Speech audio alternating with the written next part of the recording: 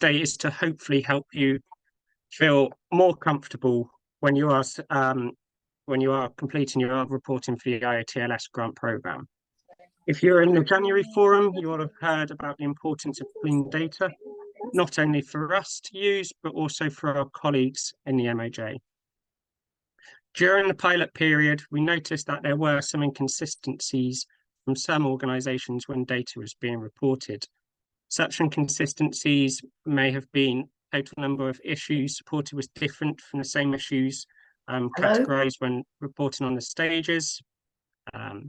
Sample clients selected for outcome indicators were greater than the total numbers of clients supported, or there was inconsistency between total number of clients received and proportion signposted or referred.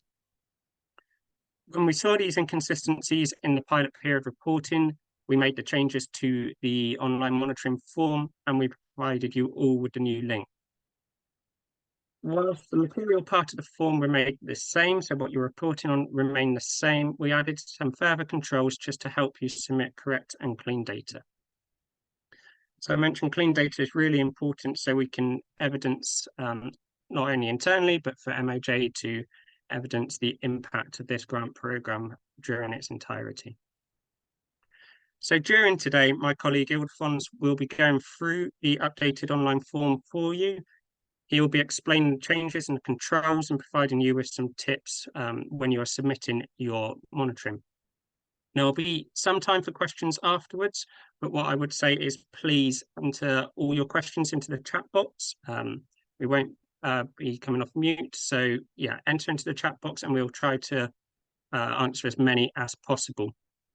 Just to flag down, I'd say it is really important and we really want to encourage you, if you do have questions at any point throughout the delivery of the programme, please email grants@atjf.org.uk. We would encourage you to start completing your monitoring on the online form now. And then if you do see any issues when you are submitting or when you are reporting and any controls that don't make sense to you, email us at grants@atjf.org.uk and we can troubleshoot your issues quickly and in advance of the deadline. After the time for your questions, we do have a pre-recorded presentation from Kima Slater from Citizens Advice, Staffordshire North and Stoke-on-Trent, and Frank will join us from North Kensington Law Centre. They'll both talk for circa 5 minutes around how they utilise their case management systems, so Casebook and Advice Pro for the purpose of the IOTLS monitoring. I appreciate that if you don't use one of these systems, then it may not be as relevant to you. But we noticed in the January forum, there was a lot of chat from different organisations asking how people best use their systems to adapt to the monitoring you're required to submit. So hopefully, if not strictly relevant to you, you may still get some ideas which will help you when reporting on your IOTLS grant. That is it for now. I will pass over to Ildefons and he will go through the bulk of this session, going through the monitoring form and giving you some tips and tricks moving forward. So over to you, Ildefons. Thanks, Lawrence, and good afternoon, everyone. I'm Ildefons, Data and Learning Manager. I'm going to take you through the monitoring form, but before doing that, I would like to share a few tips when you are filling in your form. Just to provide the rationale behind quality data, we are requesting good, clean data because we believe that any data-driven decision, there is correlation, I should say, between good, clean data and any data-driven decision. And I remember my colleague Paige from the MOJ in last month shared about the rationale behind the data we are requesting and why we are requesting good, consistent data. That was at the workshop last month, and we are just moving on in the same spirit. So just a few tips. If you are able to configure your case management system to be able to capture the data we are requesting, that is the number of clients, the month, they are supported, and the profile of the client, but also the issues the clients are coming with, the pathways they have used to come to the organization, the referrals you are making to other organizations, the delivery methods you are using to support the client. If you are able to configure your case management system to handle those things, that would be a good starting point. The other tip is for you to get the number of clients right. When they come in, you have to identify where they are coming from, if they are self-referred or if they're referred by other organizations or institutions. You have to also record the referrals. If you are referring them to other organizations or signposting them to other organizations, you have to be able to capture that in your CMS. And yes, I talked about the different methods, and all those things make the data to be consistent when you capture them properly in your CMS. So the form, as you are going to see, or as you have already seen, because you've been using this form to fill in your data, at least I've seen quite a number of you filling in the information. You have realized that the form contains the controls which my colleague Lawrence was talking about. Those controls are not there to restrain you. They are there actually to help you get quality data, so that when we come to data quality assurance, we don't have many issues. Yes, so it's basically that I wanted to talk about when it comes to a few tips. Just to say that we'll be briefly looking at the qualitative reporting form as well after I have shared I've gone through the data monitoring form. So I'll stop there and try to share my screen. Just give me thumbs up if you are able to see my screen. Yeah, perfect. So I'm going to try to minimize so that we don't have issues. Okay, I'll go to the first page. So the very first page, we provide you with fields where you have to fill in the information, the identification information, and then you go straight to those who are providing online support.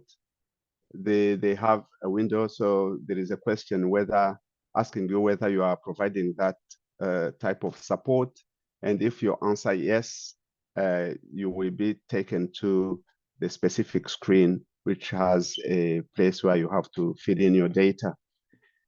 Otherwise, you go straight to populating this page with first the number of clients you have received, and you just input.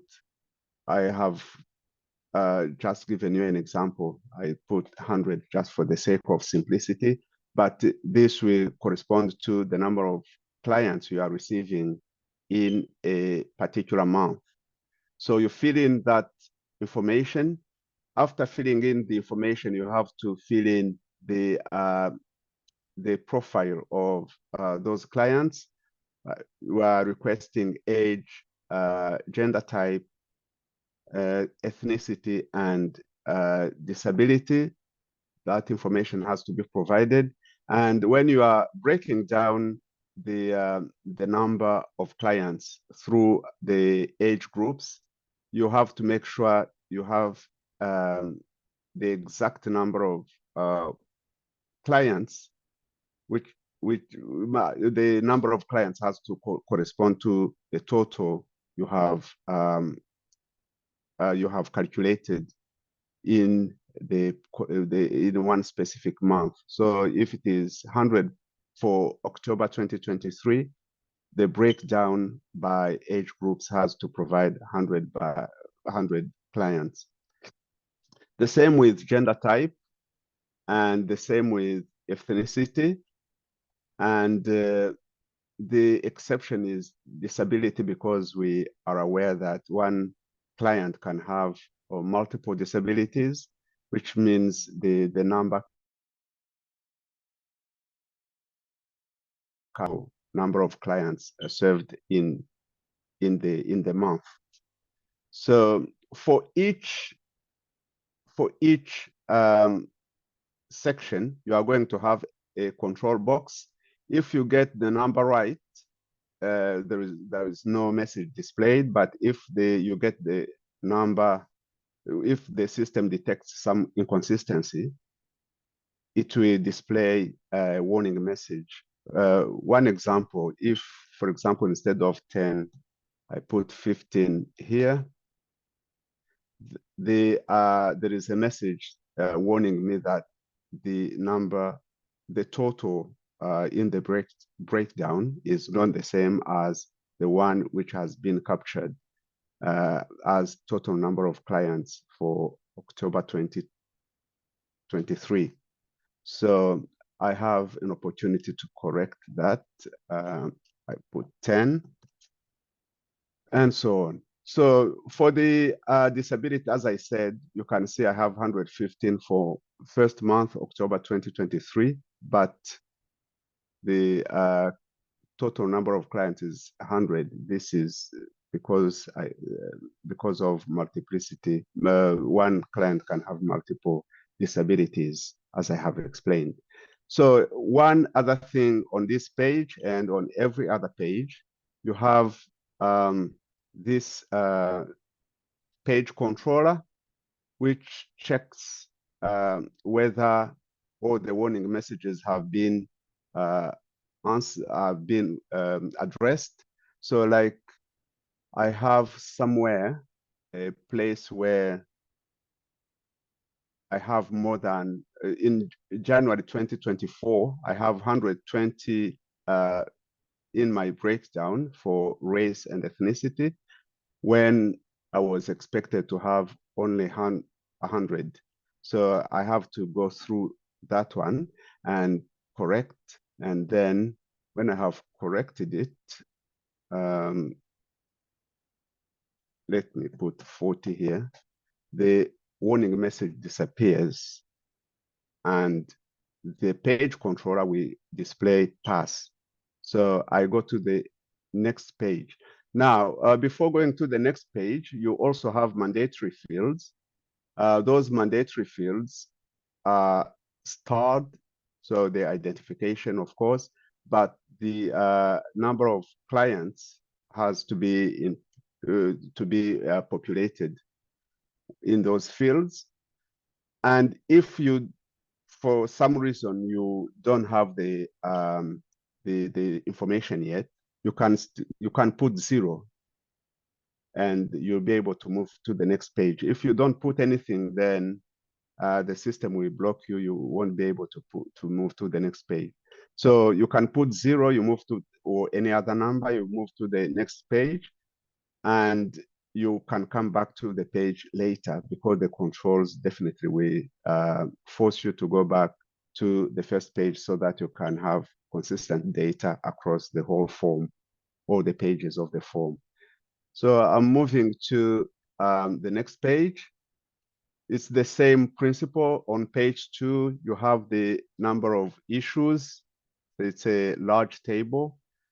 The number of issues, what I can say on this one is that the number of issues have to be equal or greater than the number of clients, because one client may have more than one issue, not the other way around. So if you have less issues than clients, then the system is going to flag a warning message. If the other thing about these issues, they have to be disaggregated through the different stages of the client's journey. so much that so that when you have filled in, for example, the first 3 months, October, November, and December 2023, the total for those 3 months, which I have put here, for example, 330, has to be the same as the total when you have for the disaggregation through the stages. If it's not consistent, then the system will flag a warning message, and you have to resolve that message.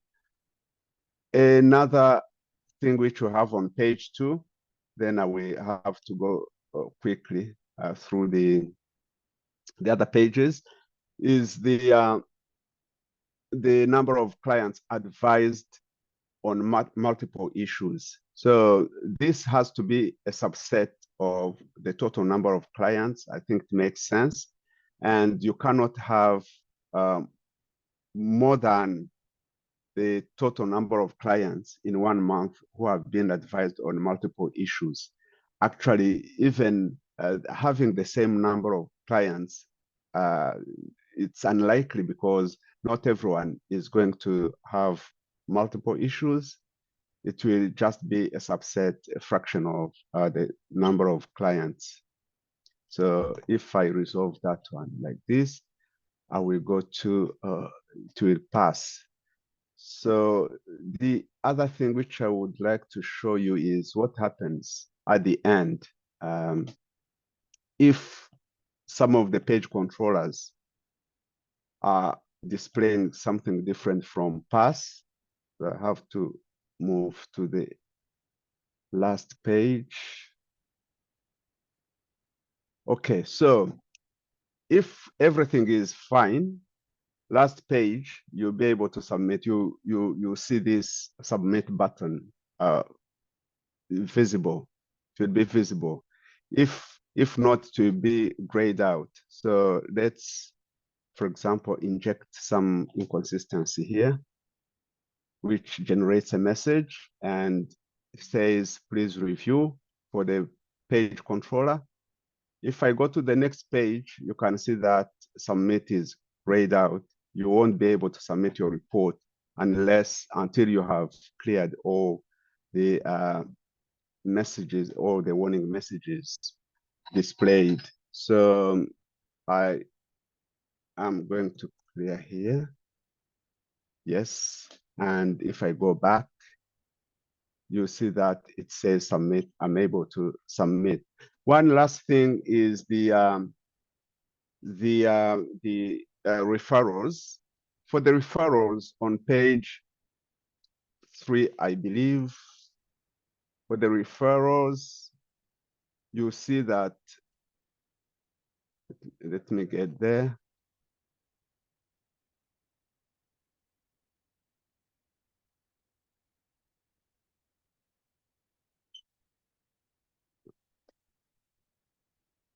Bear with me. I have to navigate through all these pages. So when it comes to the referrals, sorry. For the client referrals, when they're coming in, you count the clients and the pathways they have come through, which pathways they have used, as I explained when I started. So and you have to make sure the total number of clients equals the breakdown for the referrals. If that it's not the same, if it doesn't match, then there is a warning message that is going to be flagged.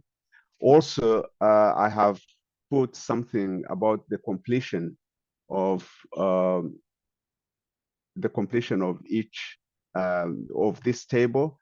If you haven't put anything, then the system will flag a warning message because you haven't you won't be able to submit your report unless you talk about the referrals. And when you are referring your clients to other organizations, Now, the interpretation is that you are actually referring issues, because one client who has multiple issues may be referred to multiple organizations, which means the understanding here will be what issues have you referred to other organizations rather than clients. And the control will be we work based on the number of issues rather than the number of clients. The stages are accounted for in the same way. Yeah, I think more or less that's what I wanted to say. And one last thing is the outcomes. When you are looking, processing the outcomes, you have to remember that when you take a sample, the breakdown of that sample, we have to be the same. We have to match with the sample. For example, if the sample here is 380 for stage 1 sample, as it shows, if I inject some inconsistency and I put 40 here, then there is a message that is displayed telling me that actually I have 390 in the breakdown when the sample accounts for 380 only. So you correct, when you see the message, you have to correct, to review your input and correct, and everything is going to be fine. I think I have covered most of the things, the issues which I wanted to cover in this form about the controls and how you make sure the data is consistent across all the pages of the form with the help of warning messages and the page controllers, as we have seen. I will now hand back to Jaira, who is facilitating, or Lawrence. Ildefonso, will you go talk through the qualitative form? You want me to talk to? Yes. Yes. You're right. Sorry. The qualitative form is straightforward. I will just show you a few things. To start with, the qualitative form is just text. You don't have really numbers, and all I need to say is that you are providing the narrative, the rationale behind the numbers which you have reported, and also you are providing some explanations about the implementation of the program. And in addition to that, we are asking you to provide one case study or a client testimonial, so that we have the voice of the clients, or we have the perception of what the situation of the clients themselves, not just the numbers we have received and the perception about the implementation from the point of view of the organization. So we want to hear from the feedback from the clients as well. So that qualitative reporting form is online as well, and it's more it's much simpler than this data form, and you won't have any issues navigating through it.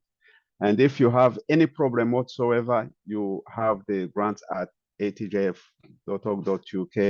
You can send an email and it will be resolved.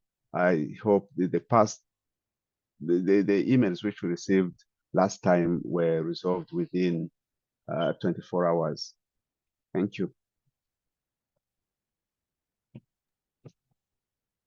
Thank you, Ildefonso. I hope everyone found that helpful. So Ildefonso will be staying on with me now. We'll just be going through, if you have any questions, like I said at the start, please put them in the chat box, and I'll be reading them out and getting an answer from Ildefonso. So I will do my best at traveling two screens and going from the top. I can see the first question from Craig. Thanks you to Paige, who has already answered it. So Paige is our colleague at the MOJ. Always nice to be asked why we're not collecting certain bits of data. Different from normally people saying there's too much data collect, but hopefully that answers your question. Great. Pat has asked about the Excel form. What I will say on that is we will be sending out the Excel form again afterwards. We will just double check for you. Yeah, based on your comment, but we will send out to make sure you've got the latest Excel form. I believe we had it all updated, but if not, we will send it round afterwards. Lawrence, maybe Yes. to say something about the Excel form, the authority is the online form, because the Excel form doesn't have all these controls that have been built into the form. So the authority will be the online form. The Excel form is just to help you put your temporary data before filling in the online form. Thank you. Thanks, Ildefonso. And if I'm right, Ildefonso, they can just put 0 in the boxes for now, just to skip through as well on the online form to check all the different fields they need to complete. Okay, so the first question for you, Ildefonso, is do grantees carry over clients from October to November if they are still supporting them? So this is relating to clients that have ongoing cases. Oh, so each month should be accounted for separately. What do I mean? When you have new clients in, let's say in November, we have started in October. In November, you have new clients, but also you have clients who have crossed over into November from October. You have to account for those clients as fresh clients. The rationale behind this is that you may have a big number of clients crossing over, and if we do not count them as belonging to November, then we are underestimating the effort you are putting in supporting those clients. So we want all the clients in a month as if they were new clients, fresh clients. I hope that answers your question. Thank you, Ildefonso. Next question, I believe that's the same as that one from Sarah, but if not, Sarah, please just say. So Pat has asked that they signpost clients back to the organisation that referred to them in the first place once they've completed their legal work for that person. They don't report that currently as signposting because it's the same organisation that originally referred the client to them. Is this correct?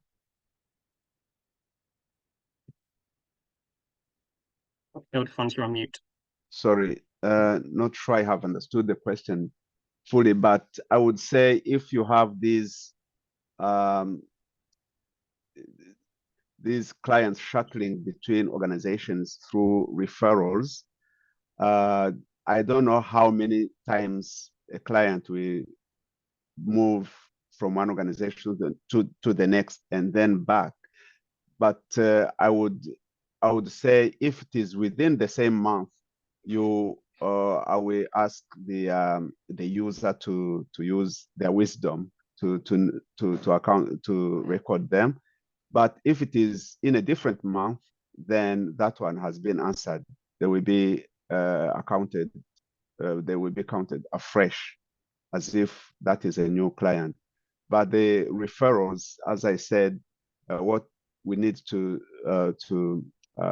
make sure we are getting right is the fact that if the clients are coming in, they have to be checked against the total number of clients you have recorded for that month. And if the clients are being referred to other organizations, then you will have to consider the issues, which issue has been referred to which organization rather than client, following the explanation I gave earlier about a client having multiple issues and being directed to multiple organizations. Thank you. Thanks, Ildefonso. Hopefully, Sarah, that answers your So that answers your question. If not, please just reach out on grants@atjf.org.uk. Next question is, are both reports due in May? I believe that relates to quantitative and a qualitative one. They are both due at the same time. So I'll move on to the question from Giles, which is And actually, if I may, Lawrence, the expenditure form as well will be requested. Yeah, thank you. Yeah, thank you. So the Access to Justice Funding Study, IOTLS funding, is just for stage 1. Someone delivers equivalent work in stage 2 and stage 3, but through other funding. As it stands, there's no way to report on instances where that happens. Should they count that as referrals to other organisations? There's an issue of attribution in this situation, and we would like the organization to make sure they are reporting on the actual work supported by the grant we have given by IOTLS, instead of mixing the clients or mixing the activities coming from different funding. So in your accounting, you have to ensure that you are providing you are allocating the activities to the grant as accurately as you can, if I could say. We don't want to overclaim in IOTLS or to underclaim. We have to make sure we are claiming the right activities. You Ildefonso, just checking other questions. There's a question of, will we be sending a template of the narrative report, the qualitative report? I will check on that. I would also refer to Ildefonso's earlier point of, we would ideally like people to go onto the online form and utilise the online form, because if you do get issues and something happens on the online form, then we can troubleshoot that earlier for you. Whereas if everything is done offline and copied up, if you face any issues, it may be slightly harder for us to unpick it.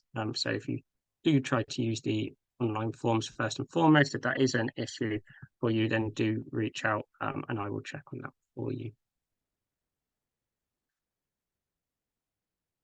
And yes, we will ensure that everyone has links for the relevant reports, and we'll be sending around everything after today.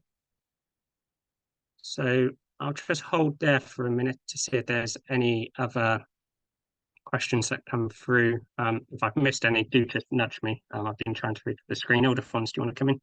Yeah, just to emphasize, Lawrence, the point which you have just made, please start filling in the information in your online form, because I reckon the form is complex and you need to become conversant with that form at an early stage, not towards the reporting date, the reporting deadline.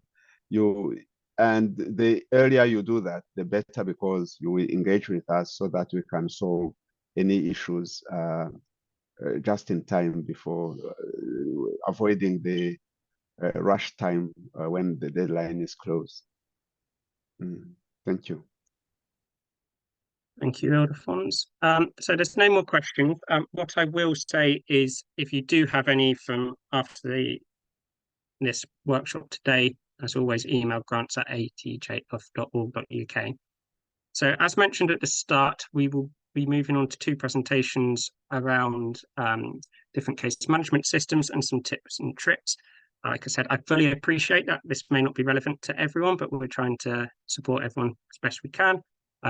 So the first one will be from Citizens Advice Staffordshire, North and Stoke-on-Trent, and this is a pre-recorded presentation. I believe it's about 8 minutes. So if you don't think it's relevant to you, feel free to get a cup of tea for 8 minutes and come back afterwards. Even if not relevant, there may be some tips and tricks or ways of utilising a case management system that still may be useful for you. So I will share my screen now And I will also start the presentation. And if there is no sound when I start the presentation after about 10 seconds, IOTLS Joe, if you can just nudge me, and then I will look into it. I will press play now.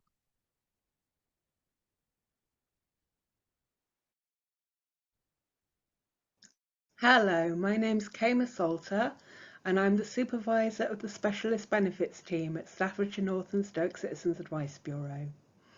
This is a short presentation explaining how to create and use tags and customise questions on Casebook and how to extract the information from Tableau. We've prepared these slides and have a suite of accompanying documents which go into more detail. We're happy to share these with anybody who'd find it useful.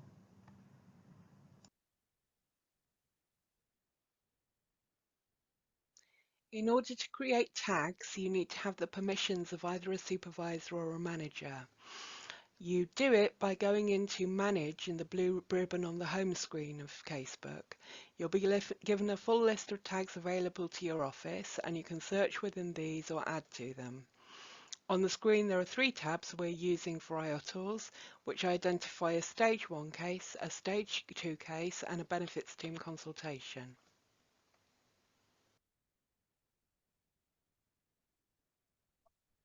Creating a custom question group requires the permissions of a manager. The option also appears in the Manage tab on Casebook. On the screen we've got the initial settings for the customs questions that we have for this funder. We've set the frequency for every time a case note is created because some of the questions need responses at the end of a case rather than at the beginning. The settings also enable you to see how many responses you've received, which is useful because it will show if they need editing.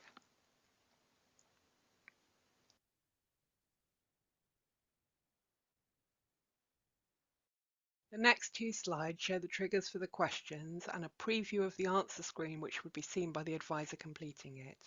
The triggers enable Casebook to only ask the customised questions on appropriate cases. There are several ways of limiting these, by location, issues, channel, funders and tags. The above set of triggers ensure that we are only reporting questions asked on the cases that have been done by Staffordshire North and Stoke and which are funded by IOTLS.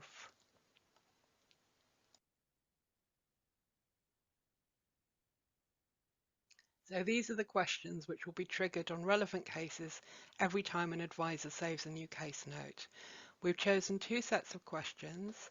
The first set deal with receiving referrals and of referring or signposting clients on where this is relevant. The second set are the series of statements required for monitoring purposes of the client's increased legal literacy and ability to deal with their problems. We've included a space for any comments that the advisor has at the end of that screen.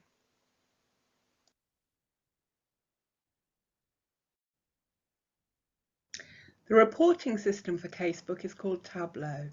You can access it by going to the Manage tab and selecting Reports. As you can see, there are 4 different Reports tabs with reports available in them. The ones we're using are all found in the List Report tab. We use 4 reports to aggregate the necessary information. The first is 1. List, activities with tags and full client profile. 2 reports, as shown again on the slide, are called 3. List, issues with tags and full client profile, and List 11, list, issues, simple queries, activities and cases.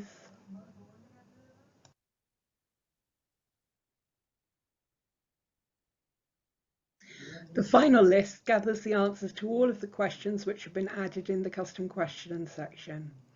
This list is called Q10A1, List Questions.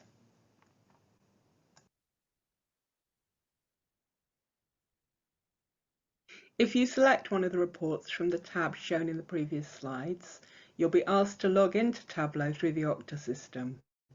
The following 4 slides show the cover screen and the filter screens for report Q101A1 List Questions.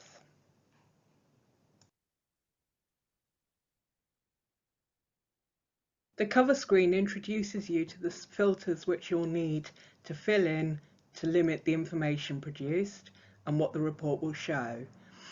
This list, because it produces a report with client information in it, gives the warning to only download it if it can be saved securely and password protected.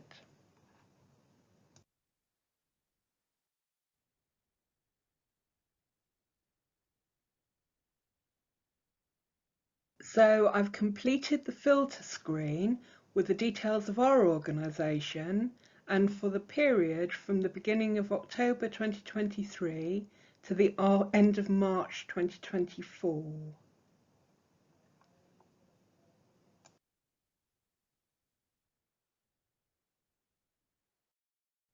For this report, you have the option to filter for local authority ward and parliamentary constituency, but the vital filters are for the funder, the question group and the questions. You can then access the tabs at the top of the screen on the previous slide and use those to get the data.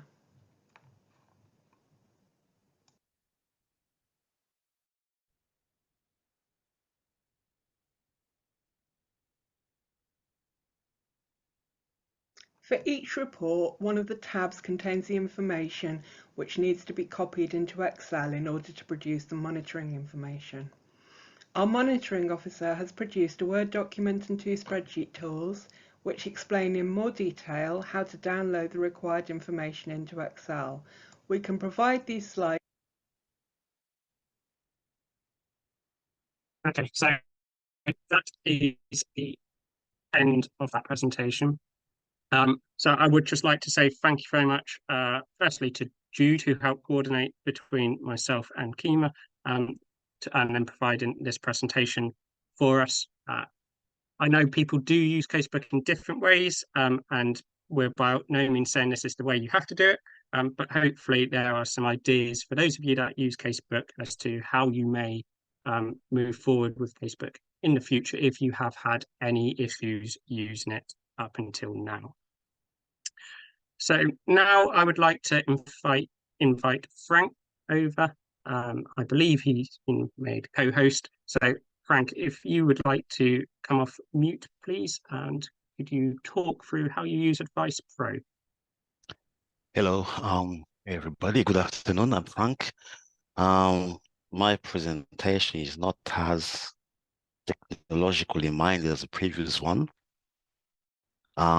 We tend at NKLC to literally go through the trenches in order to obtain the information that we need.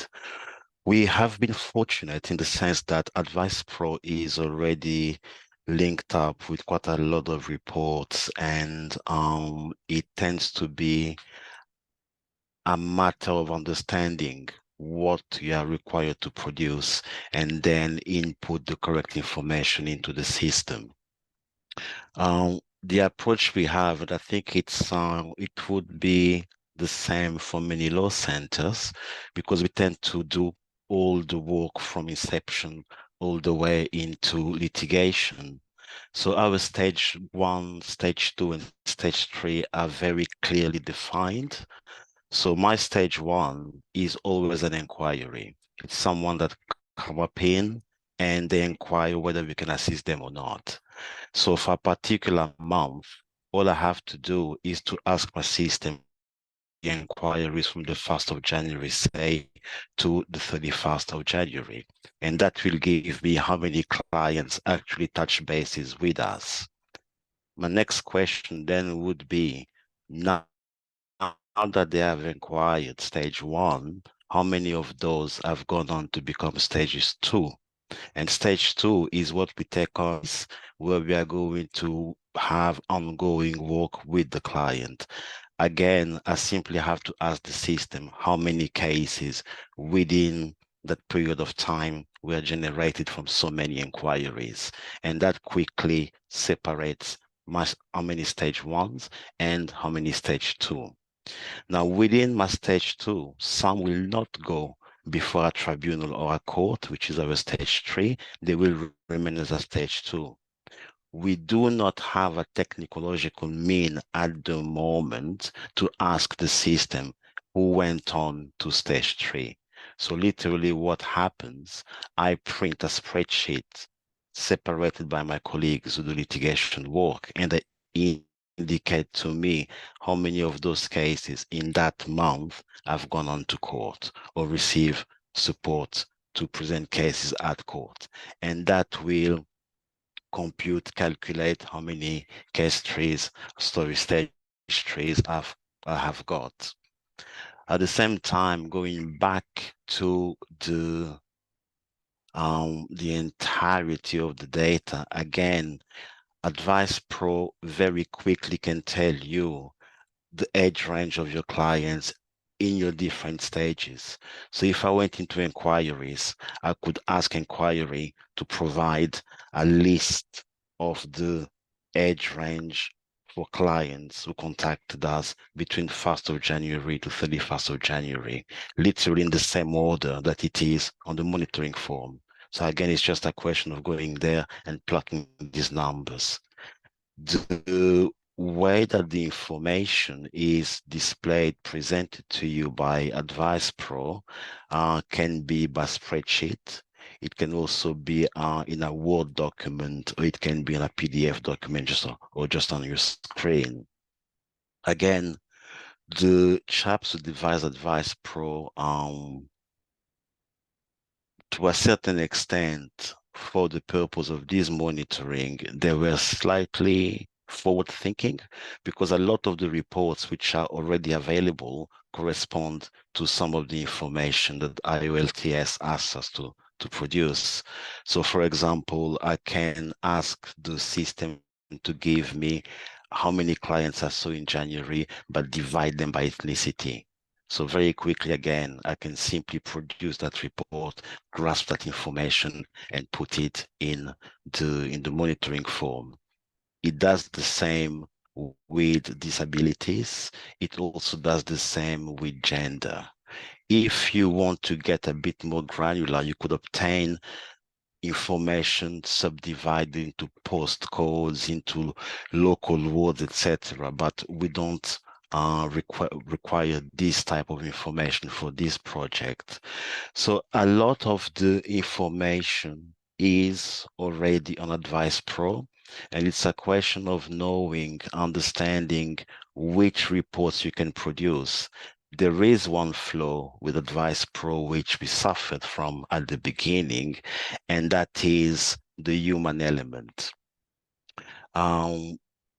My colleagues like to do the law, but they don't like to do the admin, the gritty bits.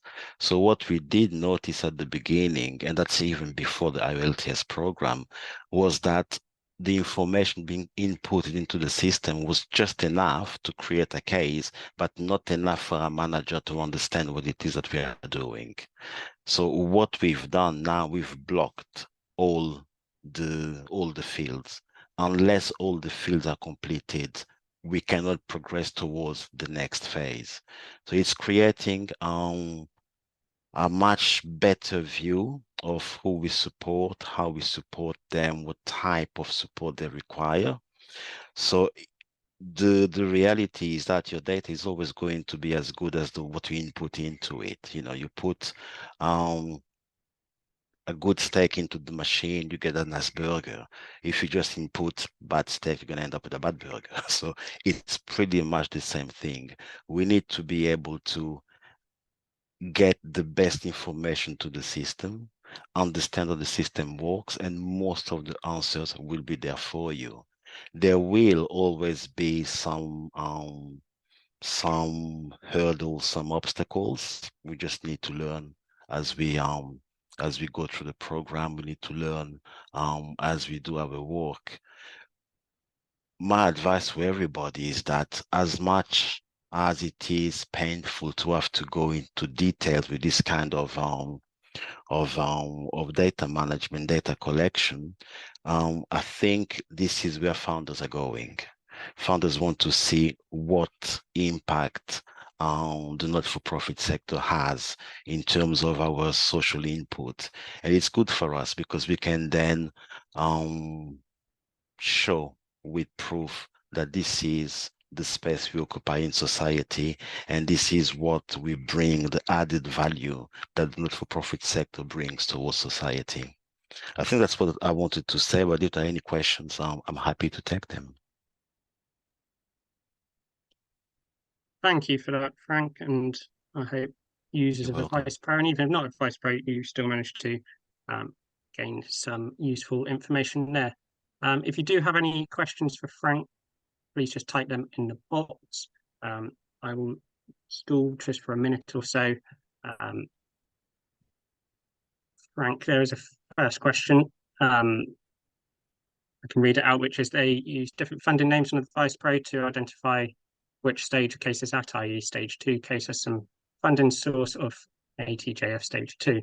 That way all the demographic data reports can be run. Okay, so not more a question, more a statement. But yes, hopefully, yeah, this has just got some brains thinking of different ways to use things.